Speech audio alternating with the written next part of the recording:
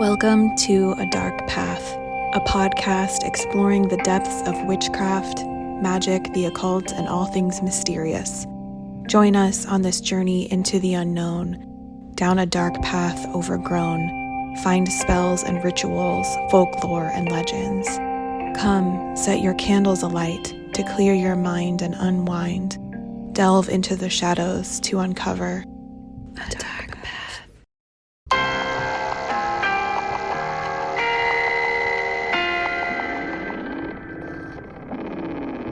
Welcome back to A Dark Path, a podcast exploring the depths of witchcraft, magic, the occult, and all things mysterious. I am Kristen.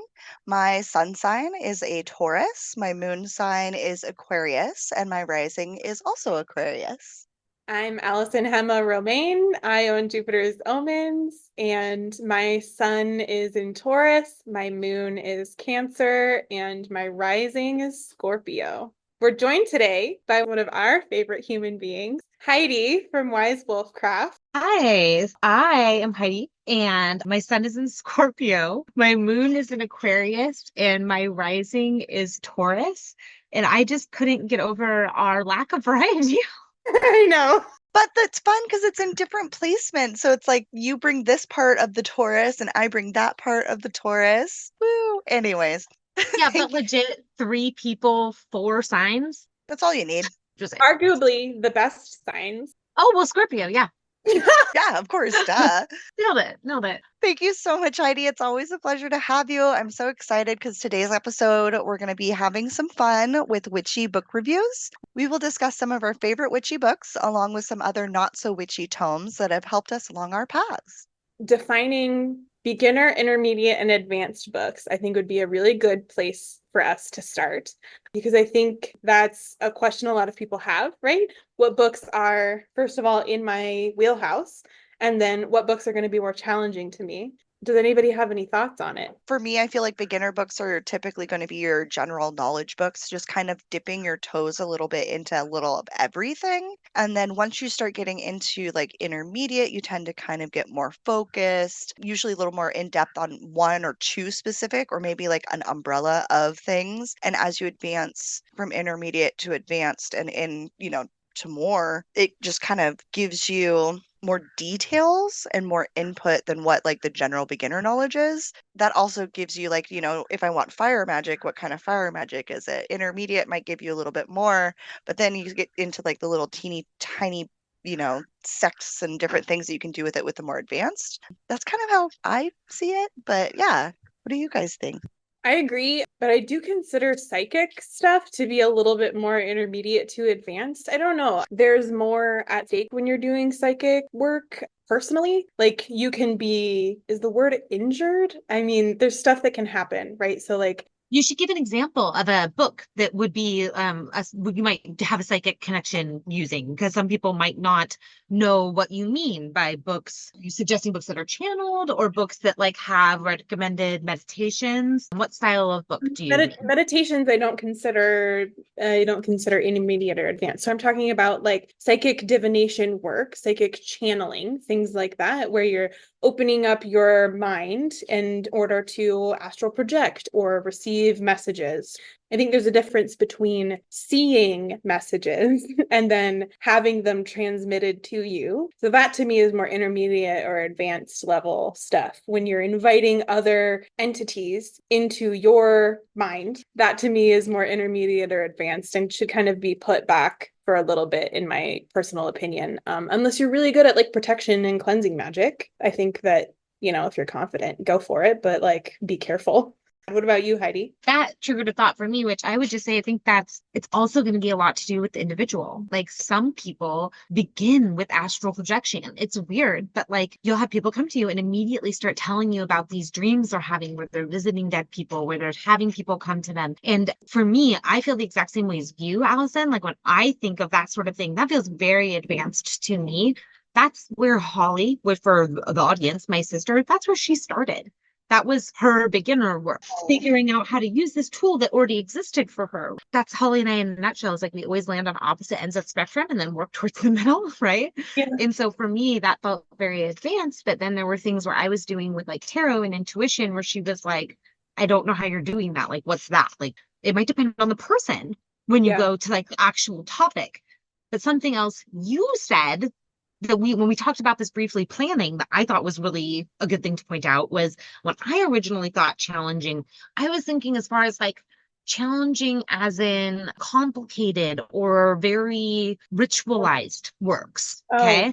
And I felt like, and when you pointed out to me, you were like, is that really more advanced though? And so I sat with that for a while because initially I thought, yeah, it feels more advanced to me because it's a lot more complicated. And then I was like, though, it really didn't challenge my way of thinking. It's very helpful to me as a tool for building my own rituals and that sort of thing. So I think I would actually place that as more of an intermediate book because it's helping me build my own craft. Some of the terminology, I couldn't be at a beginner level and understand it. But a lot of the advanced works are, I think, more books for me that are not necessarily witchy books on their face. Books that challenge the way you think, books that challenge your way of approaching your craft or introduce you to new topics in general. When it's new, it can be very advanced, which that sounds weird, like at the same way, but like when you get to certain topics, your focus gets more and more narrow, the higher up your advancement goes sometimes. But as that lens focuses, there's also a newness, the subject matures. So very complicated Right. question. In book terms, I've started with beginners books that in the definition of doing like ritualistic kind of work would be more in an intermediate section for some people because of the very step-by-step and instructions and, this is how you make a ritual, do a ritual, whatever. But then again, it's a beginner's book. So it is very hard. It just kind of depends on where you want to start, I guess. And I personally, the book calls to me, whether it's a fantasy novel or if it's like, a research tome. Like I'm just like, oh yeah, that's the one I need to read. I don't know why. Just pick it up and I go with it. I can't say I don't know why. Intuition. We talked about it. So let's switch gears and move on to Heidi talking about like For Dummies series. We talked about like very beginnery books that are obviously beginnery books, we felt. And I honestly don't know what those books look like, right? So to me, witchy books are witchy books are witchy books. And then books that are about craft are about craft. So I don't really see a category that is more like dumbed down, I guess. So I'm really curious to know what you think. So those books are really interesting in my opinion because they kind of fall somewhere in between. They do a lot of explanation of what craft actually is because it's for someone, it's in my opinion, they are great examples of technical writing because it is explaining something to you like you've never heard the word witch before and you're coming to the table brand new, but it's also giving you little tips and tools along the way. So if you're interested in that, how you might get more information. It's very interesting. There's lots of little bullet points, but it is definitely intended for somebody who is very, very new to the topic. There's a ton of value there though, returning to fundamentals. So those books, those theys being by Llewellyn, right? Yes. Also, Yeah. Erin Murphy Hiscock, we have on this list here. Now, I haven't heard people talking about these books as being like for beginner, very entry level, or like for dummies, quote unquote. But you have, Heidi. Yeah, so it's interesting. So amongst practitioners, there is sort of what I would say it's somewhere between gatekeeping and just being like kind of snooty about certain types of books. Llewellyn is a big one. I've heard people say very specific things about that. And for me, that just doesn't resonate for me. So I think that we all begin at some point. Do we advance beyond things like that? Sure, absolutely. But I'm also a big believer in returning to things. As we grow, we return to shit in life all the time, right? With a new lens, the upward spiral, we talk about it all the time. And it's the same with reading. You take something new away from a text every time you read it. I believe the quote from our planning session that we have by you is you take different shit away whenever you come to it. Yeah, that feels right. That feels like an authentic Heidi quote. You're going to take different shit away. It's really true because like the For Dummies books, I love how you explained it because I have read some of the For Dummy books, not the witchy ones, but others. And I do love how it's so bit by bit explained out. There's a pop out over here. You can have a little notation over here. There's pictures. It's really cute. And sometimes it's nice to have that so you can get your brain going because just words on a book don't always do it for everybody. Sometimes you need a graph or a pictures or something like that. I kind of always equate it to learning another language. So when you learn another language, you start with your alphabet, you start with simple words, you start with very like, you're not making full sentences. And some of the people that I really admire that have like learned a different language have started reading like toddler books and then growing up to like first grade, fourth grade, and moving their way up. So if you can do that for a language, why wouldn't you do that with any other book? Like sometimes you do have to start at a beginner or even a for dummies level, but that doesn't mean that you're not going to be reading some college grade essay paper at some point and understanding everything. But I really like going back to the beginning. I really think it's important to, because you can miss things. You do take different shit every time.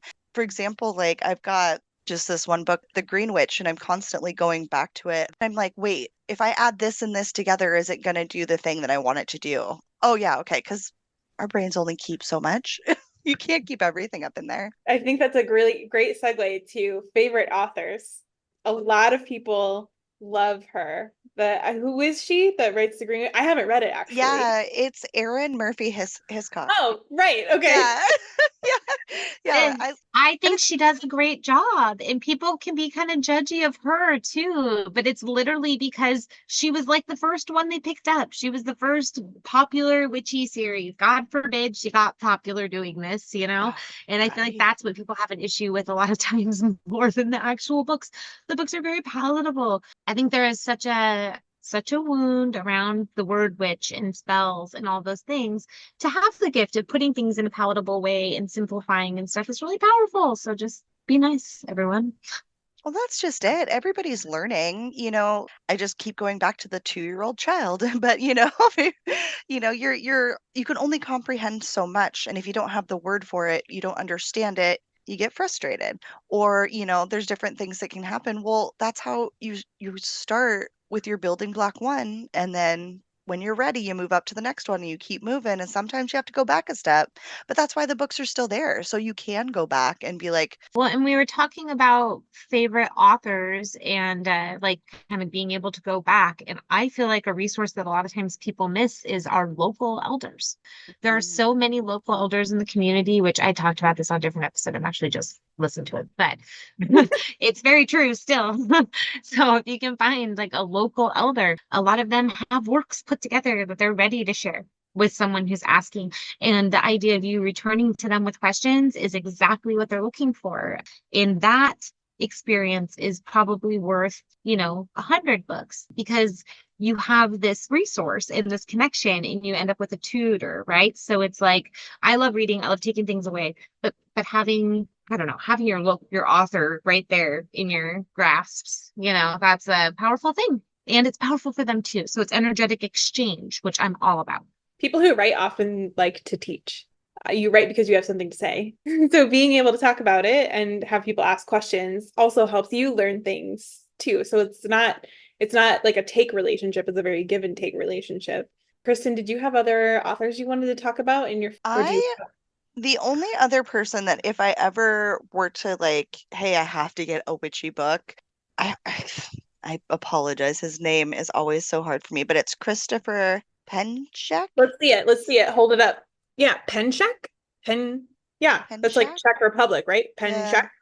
He's got a whole bunch of books like this, but this is The Inner Temple of Witchcraft, Magic, Meditation, and Psychic Development. And it literally does a lot of the things like when we were doing our Reiki, and Heidi was teaching us like build your ball and stuff like that. That's in here. Like there's that kind of stuff. So I always kind of would go back to this gentleman because he puts it in a very palatable way, but then it's also a little bit more advanced at the same time. Yeah. The authors that I like are the same way. Is they're absolutely no gatekeeping. They think it's something that everybody should have access to. but then the way that they talk about it feels more intermediate, right? Like it's less hand-holdy. It's like, here's the information and everyone can have access to it, but it's at the same time presented in a very palatable way. It's hard to explain, but Danu Forrest, she has a lot of books on Celtic magic, which are a huge influence on my practice, absolutely massive.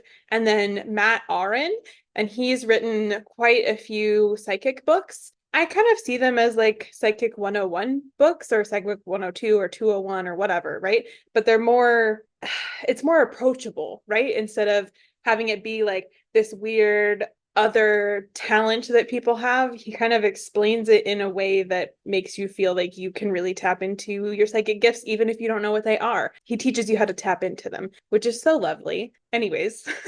So I literally just Googled his books, and there's the one Mastering Magic. That's his newer one. I've seen that several times, and I'm like, I need to get that book. I need to get that book. And I feel like this is another, hey, you need to get that book. So I have the Psychic Witch on my desk here. If you haven't read it, you should totally borrow it. It's like I've read it and like annotated it and like all, I yeah. want that one too. Anyway, favorite recommendations. That's a good segue because that's in my list. So favorite recommendations. I have my witchy book recommendations on a pile beside my computer, and I've got several piles of around, so I've got to like maneuver. I've got to maneuver. Easy for you to say. The first one is Year of the Witch, and I'm holding it up like listeners can see, but they can't. So I guess I'll do like a fat like book stack photo. Like we'll just put it on the Year of the Witch by Temperance Alden. So this book is so fascinating, and I actually just finished going through like the exercise and making my own Wheel of the Year. But that's what this book is about, is kind of breaking down the Wiccan Wheel of the Year and urging you to make your own that is in line with where you live. It's reconnecting you with the earth, the place on earth that you currently dwell. Because the Wheel of the Year is written towards a very specific climate, and not all of us live in that climate. So there are different things that happen here in the Pacific Northwest that don't necessarily happen in the United Kingdom, right? So that's super fascinating. I imagine this book would be really helpful for people in the Southern Hemisphere. My next book, Welsh Witchcraft by Mara Starling, and she is such a good writer. She's such a good writer. Again, it's taking something that has the potential to be hella boring, right? This is like lore and like this is like ancestral like history stuff. Like some people find that really boring. Do witches find it boring though? I don't know. But anyways, I love it.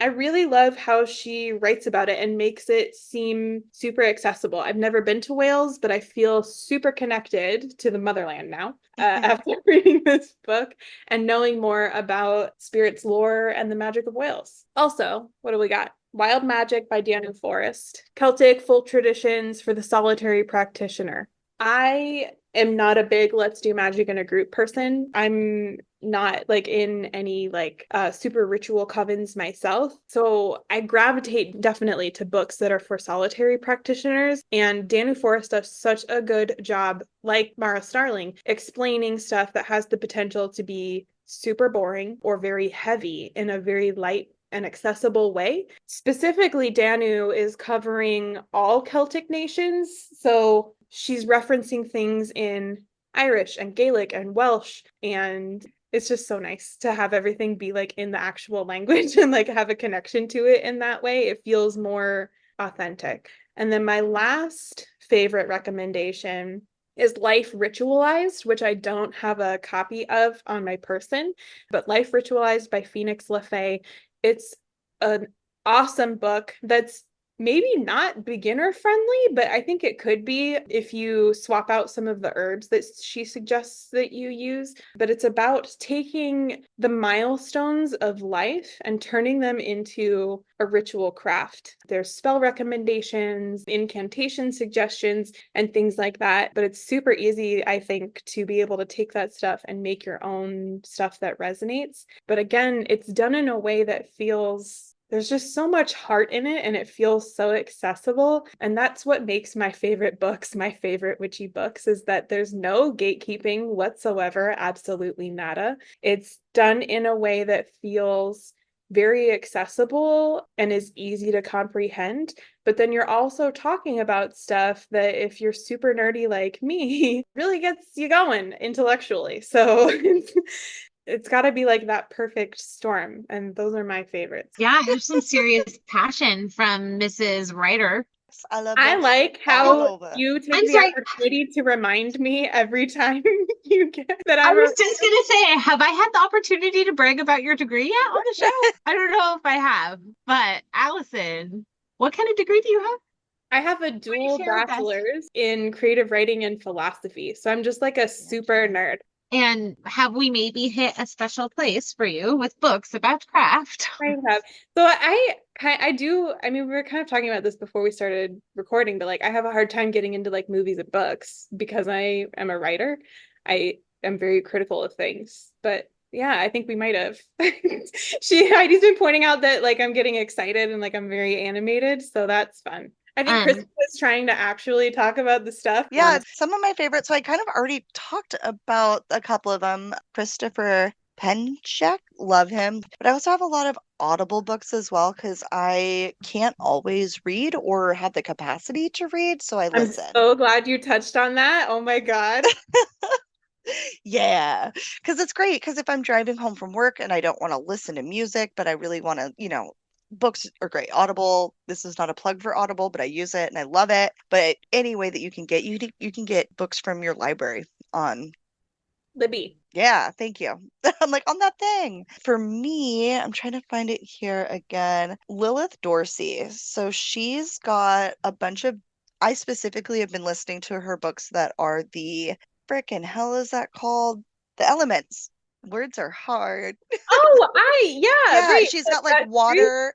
What? Yeah. Yeah. So it's like the one that I'm on right now is water magic, but there's like water, earth, fire. And so like, she's got like all these different ones. And I love it because it is kind of beginnery in the sense that if it's like just in case you didn't know, here's all of the deities that are associated with water or, can be associated. By the way, there's also animals that are associated. Oh, and then there's also, so it's like if you're ever just like, oh God, I don't know what to put in my spell that represents water, feels so easy because you just get water. But, air, it was always hard for me. I'm like, oh, incense, that's air. Cool. It's not just fire. But like, any hoozles. I like that. Lilith Dorsey. And then the other, Amy Blackthorne with Blackthorne's Botanical Magic. It's kind of the same as you, Allyson, where it has to be accessible. It has to be understandable, but then it also has to kind of push my brain a little bit. I don't like somebody talking down to me, so I definitely do enjoy it when they're like cracking jokes or, anything that's like makes a person understand a little bit better. Because some people are like, big words, great, got it. And some people are like, can you draw me a picture? Lately, I've been getting back into my runes book. I love this book. It's called Discovering Runes, and it's by Bob Oswald. But oh my God, dudes, it is like amazing. So it'll be like interpret your runes, and it'll have like all these cool little like pictures. And then in between each one, there's a giant picture of whatever it is that they think that you should see. So it's just beautiful. I love pictures. I love art. Give me pictures and I'm happy. So yeah, those are some of my current favorite books. Well, I feel like I ended up with kind of an insane list, so I'm going to go really fast. And I'll start with one that isn't an actual book. This is like a style of book. Okay. I have like, I don't know, 20 of this style of books. This one is called Proven Herbal Remedies. But I love this kind of book, a book that takes some of the older herbal remedies that have been around a long time, takes science, applies it, and then gives you some information about what they were able to prove, and then recipes, right? There's a ton of recipes in this one. So I like this one. It's older. John H. Tobe. But yes, and not to be rude, John, sorry, it's not about this book particularly. It's just this style of book I think can be very, very helpful. And in fact, even more so if you can find one that's regional. So, and then I have two, actually, like three pretty beginner intermediate books in a row that I think are worth spending time on. One of them is an Erin Murphy book. I recommend this book all the time to people, especially because I talk to a lot of people who are at the beginner intermediate part of their journey. But this one, it was in particular called Spellcrafting. And depending on what you're interested in, they're great starting points. They're great jumping off points. She'll give you a lot of tools for building your routine and your crafts and your rituals, especially when you are don't have maybe a ton of base knowledge. Also a good one for just returning to fundamentals. When you start doing shadow work, I feel like this book, Night School by Mia Toll, is really fun. And fun is the right word, I feel like, because it's kind of that in between beginner and intermediate level. There's a lot of, I think this is, she calls everybody fireflies in this one, which can feel like, I think it's kind of sweet, but it's like, that can feel a little like hun, if you know what I mean. Or like preschool, like, where are my fireflies? There's a lot of great information in here, and it also comes with a journal, and she gives you quite a few different exercises to go through if you're at the beginning of that journey. And shadow work, it can be a little overwhelming, so I think this is a great beginning intermediate tool somewhere in there. And again, for some reason I chose a bunch of like that range, but these were just really helpful to me, and they're ones I've had for a long time, and so I feel like they're ones I keep returning to. My Friendly Tarot book, which is actually called The Ultimate Guide to Tarot. I don't actually use a tarot book very often. I'm an intuitive tarot reader, so that means that I don't use a book most of the time. However, when I first started reading, I was very interested in traditional meanings of the cards. I was very interested as a professional reader in how to deliver hard cards in a responsible way. And this book is a great tool for that. And so I always call it my Friendly Tarot book, because some tarot books, like, you get the Tower and they're just like, oh, well, you're fucked now, and so good luck, you know. This one is more like, okay, so the Tower can be scary, but remember, it's more just about an unexpected change. Sometimes the Tower is the catalyst you need. This one, I feel like it's good for people just to bring them back to, like, I don't know, like basic ethics, I feel like, with like not just scaring the shit out of people with tarot. So, because you can, and it's actually not even that hard. I'm like, raise the bar.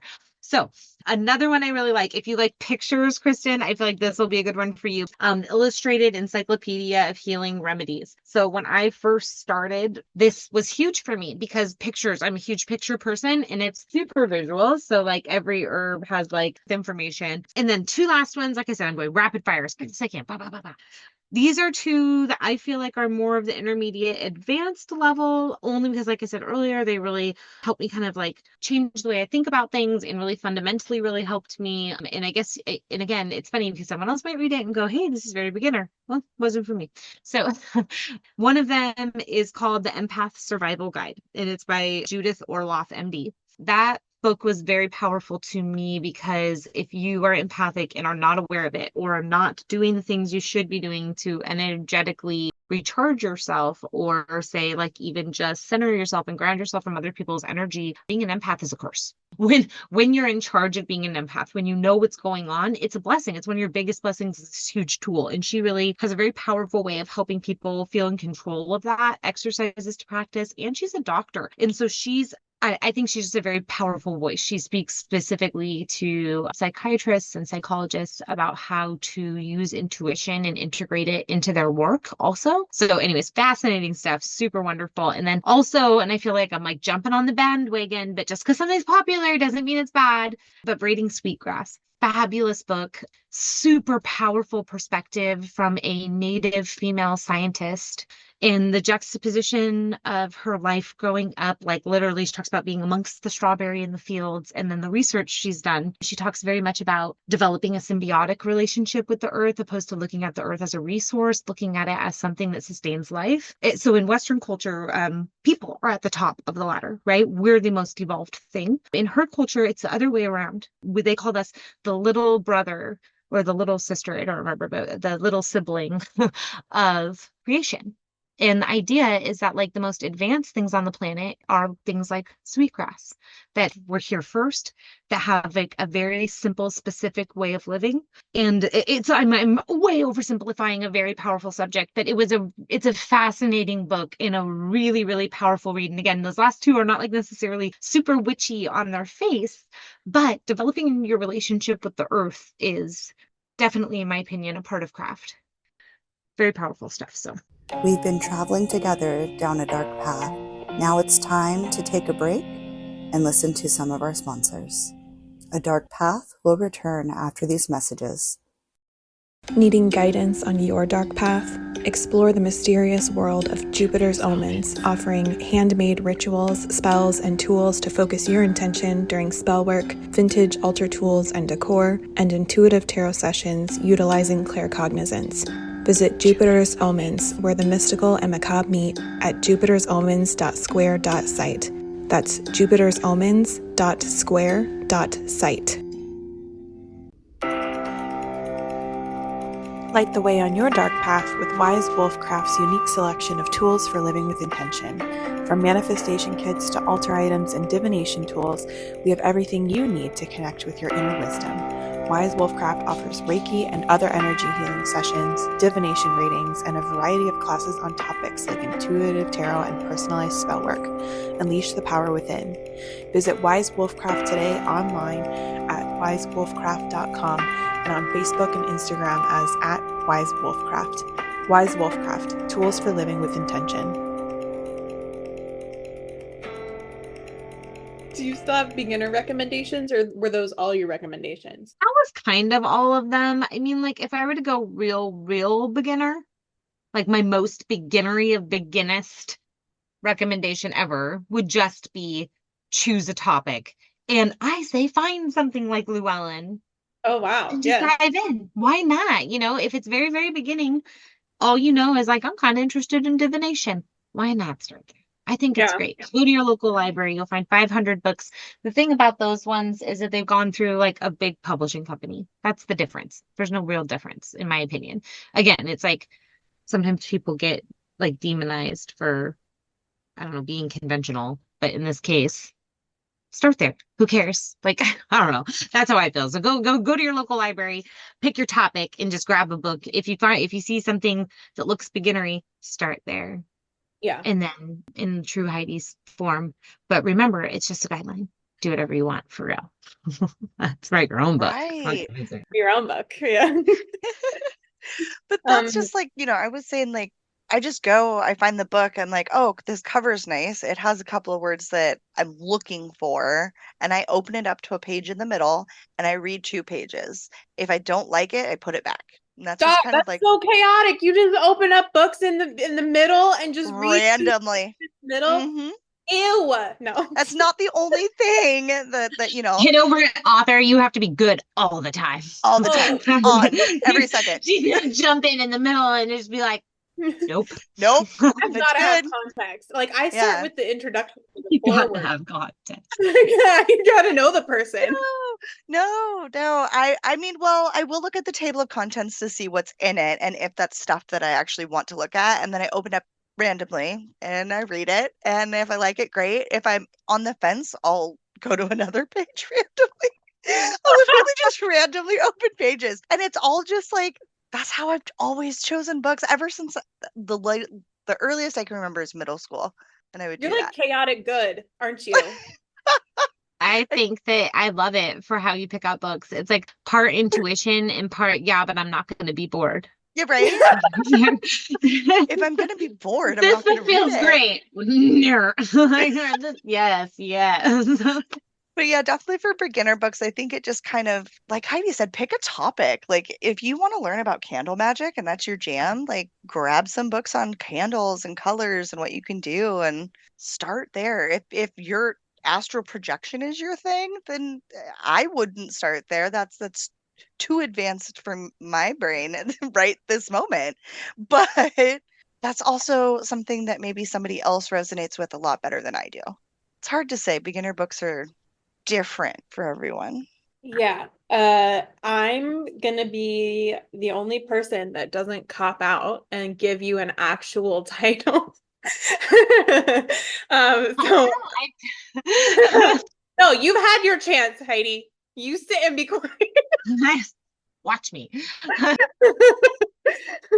You have a title? You have a title recommendation? No? Okay. Anyways, so I've got 2 recommendations. One is the first witchy book that I ever read, which was Witchery by Juliet Diaz. And it's like a very beginnery, very accessible. She is a hereditary witch. She grew up doing magic stuff because her mother was a healer, if I remember. It's been a while since I read it. Super interesting story. super interesting perspective. And then the way that she describes magic was like super eye-opening to me. And I read it when it first came out. My sister bought it and I stole it and I read it and then returned it. It was so good. Yeah, I recommend that one as like a jumping off point. She also includes spells in that book, so you can kind of get an idea of what beginner spells would look like. They're very simple, very easy, with ingredients that are easy to attain. And so that's would be my recommendation. If you're looking for a book because you're curious about witchcraft, that would be it. And then also, like I had said, Year of the Witch by Temperance Alden, making your own Wheel of the Year. You do not have to celebrate Wiccan Sabbats. You do not have to. And you can make your own Wheel of the Year that reflects the place that you live in and gives you things to honor and celebrate and look forward to. You can create your own Sabbats, your own holidays, and pay homage to the natural world that you live in. While that may be more of an intermediate concept, I think doing it as a beginner would be super valuable and rewarding, which is why I'm recommending it here. That's really good. Good job. I might get a book. Dog, pick it up, read it. What's I our mean, like, next step? it's really important. People need to hear that, right? Just but like, open up a random page, start Yeah. reading. No, dude, like But- what book specifically? Like, right, tell that's me. I'm that person. I'm like, okay, that's nice, Heidi, but like, what book specifically? I have. Yeah, no, I'm like, go to somebody's house, dog. Like, find an elder, like, raid their cupboards. Like, I don't like. I have like, my advice is She's like, choice. go to the bookstore and open a book in the middle. It'll be great. You'll love it. But you know what? That's wonderful. See, look how much variety we have, even though there's only 4 signs between us. Right? That's what I kept thinking. I was like, I wonder if it's like going to be that it's like we just needed like a Gemini and maybe like a Pisces around to get somebody who was like, well, begin with astral projection. Right. So I usually am like very open to writing styles. Like none of that stuff kind of bothers me. I'm not like even technical stuff. However, the other day I was reading a book and they used 2 sports cliches like in the same sentence, and one was golf and one was baseball, and it was like the weirdest. Wow, and said, "Wow, this is lazy and not creative and bad writing." That is what you would have thought. I mean, Yeah. cliches have a time and a place. You know, my biggest thing is like arrogance. I don't like a voice that comes across as arrogant or egotistical, right? I want the person that I'm reading to be down to earth. Like I want like that tone, right? Very down to earth, very I'm looking to build a connection with you rather than let me educate you on all the ways that you're dumb, right? Yeah. I jumping ahead a little bit to later, that's one of my reasons of like things I don't like. Just so you know. Foreshadowing. What to do. That we don't like texts that come off as prescribey, that come off as egotistical, as holier than thou, things like that. And that's kind of my biggest turnoff, right? Is my way is the right way. This thing that I came up with is the right way to do things. Nah, dog. I'm gonna follow my intuition, you follow yours. So I strongly agree with that. On top of that, I am somebody who has a very hard time, like let's call it separating the art from the artist. So I'm pretty much hands down boo on anything Aleister Crowley. Not interested. I got a handful of people like that who I'm just like, but you're a perv and nobody should like you. Yep. No. Yeah. Which also like healthy consensual perviness, awesome. It's the Keyword non-consensual, unhealthy, creepy, terrible person perviness I have an issue with. So just to be clear. Yeah, and that's hard to like their books and enjoy reading their teachings when you know that their personal life, they're not that person, maybe? Or You know, well, some people are really good about compartmentalizing like that and just being like, hey, just because this person was a fucked up person doesn't mean they don't have anything of value to share. And while I do kind of feel like that's true, I'm also just like, fuck, there's a lot of information out there. Like, I don't need to read it. I'll get it from somebody else, you know, like so there's so many authors out there who don't have a history of like rape and abuse, for that instance. also have Right. similar or just as good things to say. Yeah. But also no judgment. Like if people enjoy reading, like maybe he's like I have literally never read it. I've never even given it a chance. Maybe I would read it and it would shake my whole world and I'd be like, wow, I really gotta get this artist art thing separated. I am so open to being schooled in my ignorance. I don't care about that at all. That's just how I feel about it right now. It's just I'm not interested at all. Well, and I like that you said that because that's definitely something sometimes I like to hear the other side or the other opinion. I like to know where people are coming from, even if I don't agree with it, because maybe I'm going to understand why they think that way or why they're saying these things. Hey, there's room for everybody. Everybody has different logic on how things work. And I swear to God, I will say it till my face turns blue. I'm like, you got to do what works for you. And this holds true here too. Like I've never read Mein Kampf for similar reasons. And that's a book that will go down in history, right? Like I don't have certain things I'm just not that interested in reading. And you're not a better or worse person for not reading it, you No, know? so for me, right, I would feel like a worse person if I read it because it doesn't resonate with me and it feels counter to me. It's the operative word, me. This is up for you to decide how you feel and however you come down. Heidi is not a judger, so don't even worry about it. Truly. But that's the thing, like picking out a book, you want to make sure that it is something that you are getting something out of. If it's something that you don't agree with, but you're still getting something out of it, and it's not throwing you into some kind of like tailspin mentally or, anything like that, then do it and enjoy it. I don't want somebody, like Allison said, preaching to me and telling me this is how you have to do it. This is the only way. There's so many different ways. Like, how can one be the right way? Why can't I just learn a couple or a few and see what's best for me? And I feel like people who dictate their way a lot of times have good intentions, right? Their intention is this worked for me. I feel like since I know this worked for me, I know it'll work for you. But intention versus impact is really different. And I don't think that trying to tell somebody you know what's best for them is very helpful in the scheme of things. I think that it's much better to be like, hey, this was great for me. Why don't you take a look at it if you want to, if you're ready for it, and then do with it what you will. And we're also different. Why would it be that there's like, where in life does the cookie cutter thing work? Unexpected witchy books.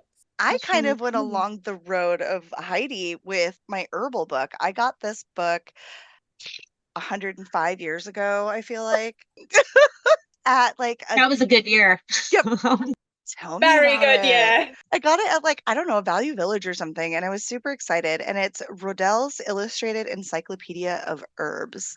And I love it. It's got all my favorite little pictures. I mean, it's old, but it's got really like cute stuff. And I have to tell you guys, so I've been trying to figure out if that's yarrow in my backyard. And I open up the yarrow and I'm like, yay, yarrow, boo, boo, boo, boo, boo. There's a motherfucking 4-leaf clover that was in there. It's sitting on my altar now. Just a random 4-leaf clover in the yarrow. So Oh, I love that. I did want to say I love a those thing things. just real quick about problematic text. This is another, you'll love this, another generalization opposed to a specific document. But I do think that and this is again my personal philosophy, not what you necessarily have to prescribe to. However, I think that texts that talk about supremacy of any particular group, books that talk about harming yourself or other people. There are those kinds of things out there, right? Because there's a lot of different magic and a lot of different, lots of people, all sorts of people, right, are interested. So you're going to have all sorts of viewpoints. So I would argue too that there's the same issues there are with any book as there are in witchy books. I feel like people disguise it. So you have to be paying attention because that's one of the things I have found is that there is a lot of hidden, particularly in my opinion, and I don't know if you guys have found that, but a lot of hidden racism in some texts that put it under the guise of something else. But when it comes down to it's discrimination based on physical characteristics or regional characteristics or any, phenotype, anything like that, I think you really just need to be very careful about because in my opinion, that's very problematic. Yeah. So copy that, paste it, because no one person is better than another based on their physical attributes. And I think that if people are putting that into their writing as, like you said, a supremacy thing, that's gross.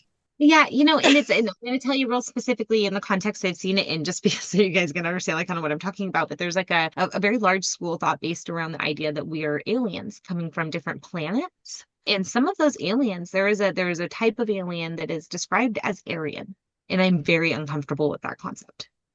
I mean, even if it feels silly, I'm using bunny ears, you can't tell, but feels silly to you, like something like aliens, even if that doesn't resonate to you, the hateful mentality behind is very powerful and is not silly. So again, though, that's something with any book. I just mean it's there in the witchy community too. As much as there are so many of us are loving and embracing and all about, like everybody being welcome and stuff, there is like anywhere else going to be a thread of people who don't agree with that. So be careful. Make sure you're synthesizing and analyzing what you're reading, not just letting it come in. I No, want to and that's touch on that too. So like yeah. it's the book where I've seen it come across is like, well, some people have this ability and some people don't, or some people do this type of magic and that makes them better and other people don't.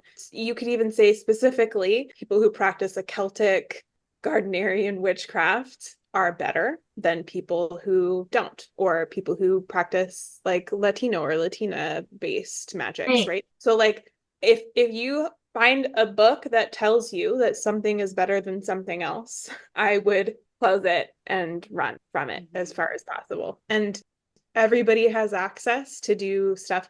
Like I've never successfully astral projected, but I sure believe that I have the potential. I think that everybody does. And you'll notice that in a lot more modern books, that's the general idea. And someone who has psychic abilities isn't better because they have them. It's a thing that we all have. On that note, just be aware of witchy books full of limiting belief, right? Don't let them convince you. And sorry, I just had one more that jumped to me because of that, what you were saying. But another thing I would be very careful of is people who are trying to convince you, not only say that their way of thinking is better or more superior, anybody who's trying to convince you that they themselves are better or superior or elevated. Now, I'm not saying there aren't people who aren't very in touch and have things to share.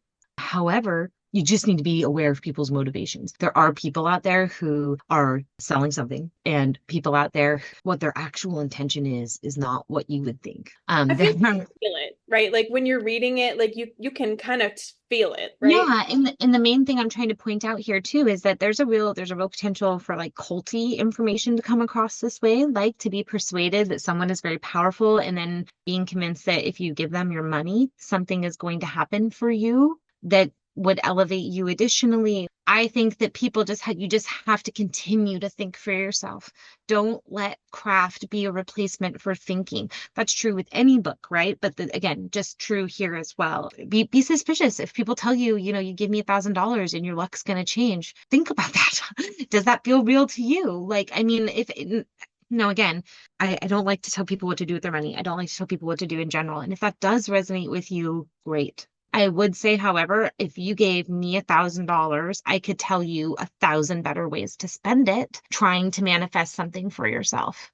And I mean that as a practitioner and as an honest person, right? It's like your magic is more powerful than anybody else's for you. So just sit with that when you're reading Oh, people's I love shit. that. I love that. Your magic is more powerful than anybody else's for you. I feel like there's truth in that for me, and don't let people try to get it twisted. I kind of talked about a lot of my things already, like gardening books, essential oil books, self-development books. I like to study world religious texts to help me develop my craft, but you had some interesting things also. Yeah, I'm a hold them up, don't you worry, so you guys can see. And then again, for listeners, I'll have just a spine shot of all of the recommended books that I've got. I've got 20,000 Secrets of Tea by Victoria Zack. And basically, Kristen, you would love this book because you can just open to whatever page. Sorry. Chaos. Was that an insult? I don't know. But anyways, No. open up You to can whatever please. page.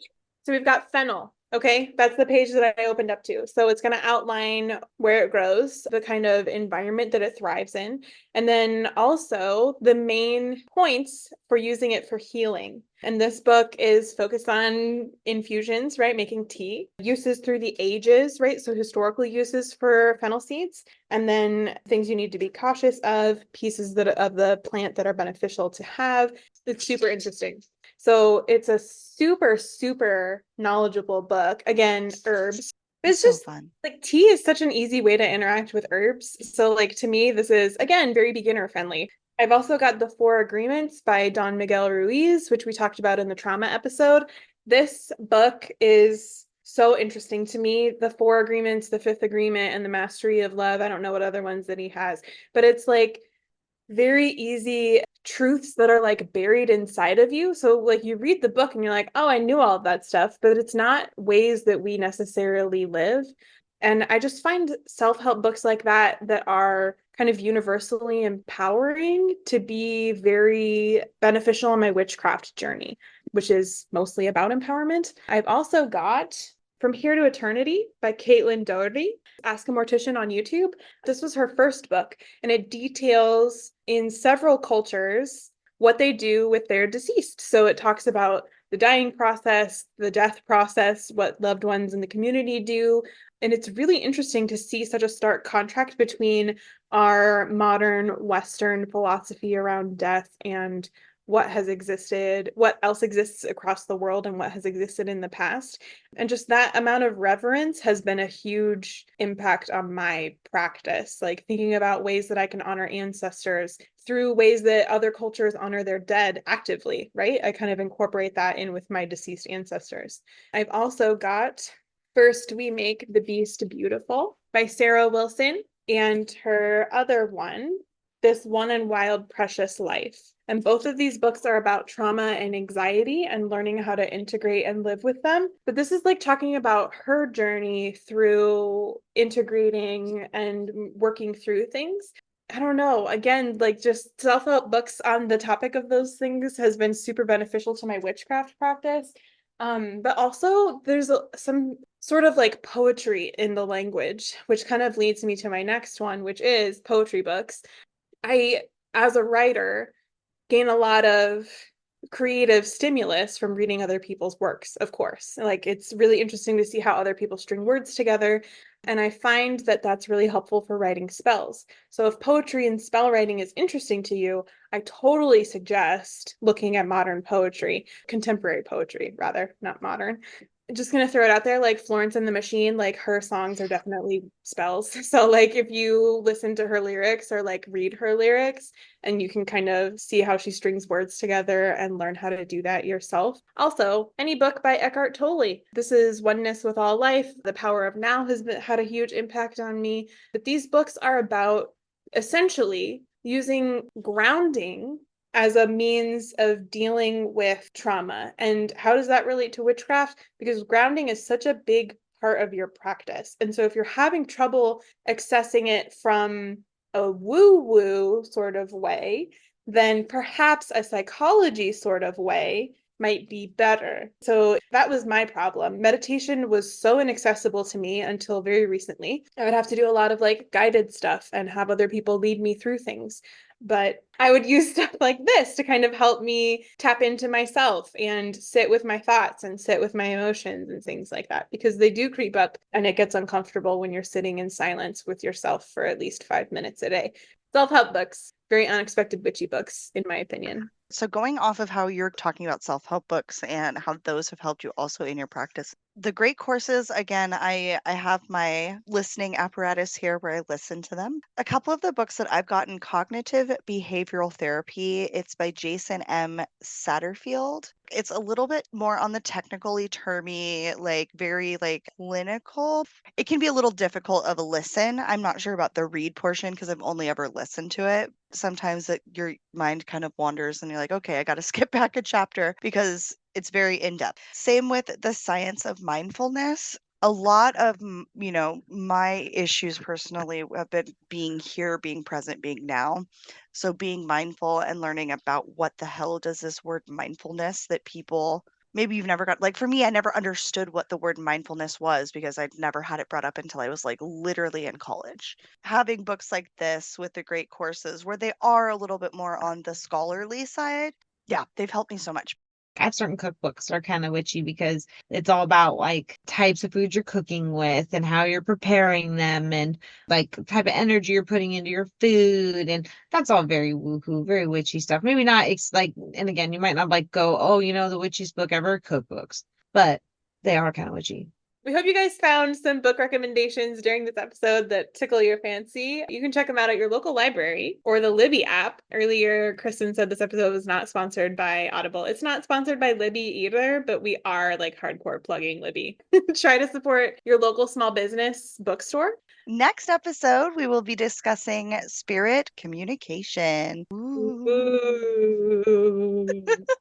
It'll be fun. So we look forward for you guys tuning in then. Thanks for joining us today, Heidi. As always, it's a pleasure to have you and see your beautiful face. Would you like to take a moment to tell our listeners about your business? Well, first, I just have to say the pleasure is all mine. I love being here. Thank you very much. My business is called Witchcraft. I offer lots of witchy supplies for your craft, but I also, and then, as I said earlier, an intuitive tarot card reader. I am a Reiki master and offer Reiki.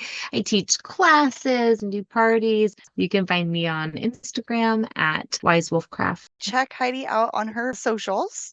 You can follow us at A Dark Path Podcast. Thank you for coming along this journey with us, and we look forward to you joining us next time on A Dark Path. It is now that our time together must come to an end. Thank you for joining us on this journey, a dark path come to a bend. Find us here bi-monthly on your favorite place to stream, and follow us on social media for news in between. A dark path is there, winding and waiting ever. May you craft peace, knowledge, and alignment, so shall it be, or something better.